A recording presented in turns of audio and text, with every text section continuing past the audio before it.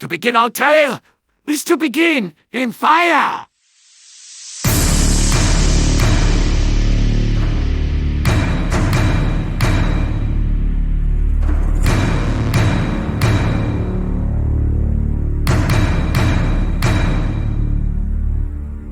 Our species had overcome its greatest threat, the Great Oppressor, and not long afterward was yet again overcome by our nature. The Great Supply War had decimated our newly rebuilt societies, torn families apart, and brought us close to total extinction. Only when we collectively reached the summit, staring into the gaping maw of oblivion, did we stop to remember the sacrifices our ancestors had made, and how we had almost made them in vain. It was this realization, this honoring of their memory, that we truly began to progress, united as a whole. With arms locked in brotherhood, we began rebuilding yet again, looking to the past and the future, as the blueprint of what we wanted to become. We began to fully commit ourselves to the now ancient relics of the Great Oppressor, studying their technical detail to perfection. And the more we learned, the more we understood.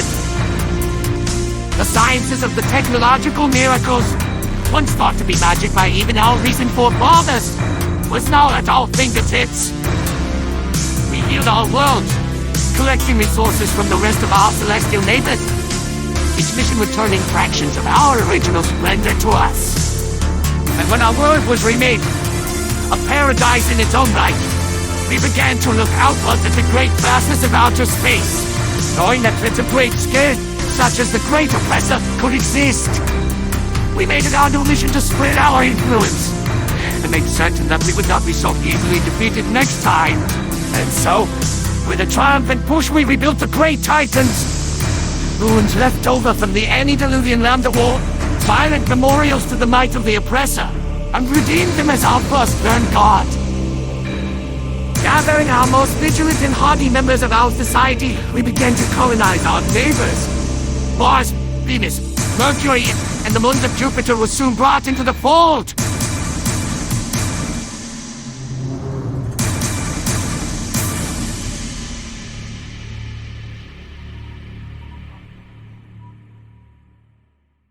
And then, we found it.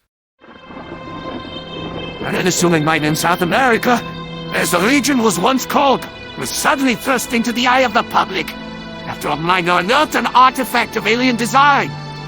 Archaeologists, sinologists, and cryptologists gathered together in the largest historical excavation since the unearthing of the Titans, and what they found was incredible. While it lacked in size and scale, the surprising integrity of the unearthed alien structure proved it was even beyond the Oppressor's architecture. But the ability of the artifacts to interface with our own technology was truly the most fascinating. In 2 short years, even while our colonies toiled away for the massive industrial push of our time, we were able to unlock the most important secrets of the artifact. The artifact and the structure it was originally predestined for, with a focal point of a singular solar system spanning beacon, and then the further decrypting of the alien machine language within reveals its ultimate purpose was for an extremely powerful form of long-range translocation. And while this confirmation that such a form of transportation existed, and would shorten the travel time between two solar systems from centuries to minutes, there persisted one problem.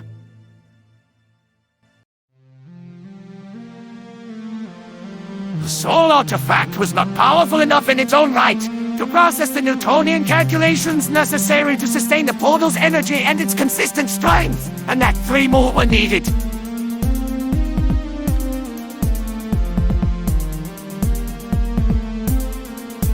The problem contained one other half, in that a vessel traveling through the portal needed to be shielded by a particle field energy coating to survive the incomprehensible levels of exotic radiation.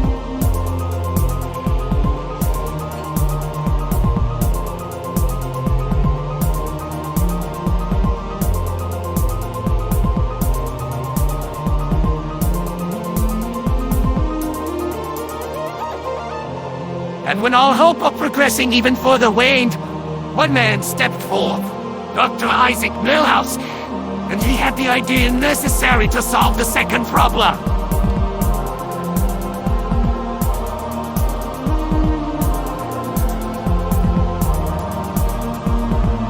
He had with him the drain and the blueprints to a massive vessel built exclusively for this task. And so, deep under the Mojave Desert, this plan began to take shape.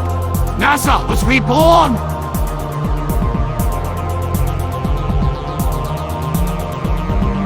As if fate had waited for this moment. Exactly 6 months before this vessel's maiden voyage was to begin, miners on Mars had dug into an ancient labyrinth. On the walls was the artifact language.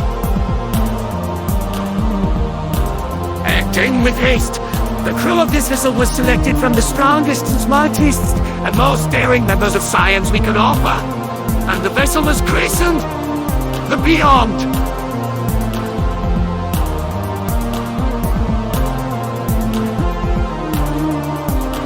Now our story begins in earnest. To document and retell the saga of our century. The adventures of the Beyond and her noble crew.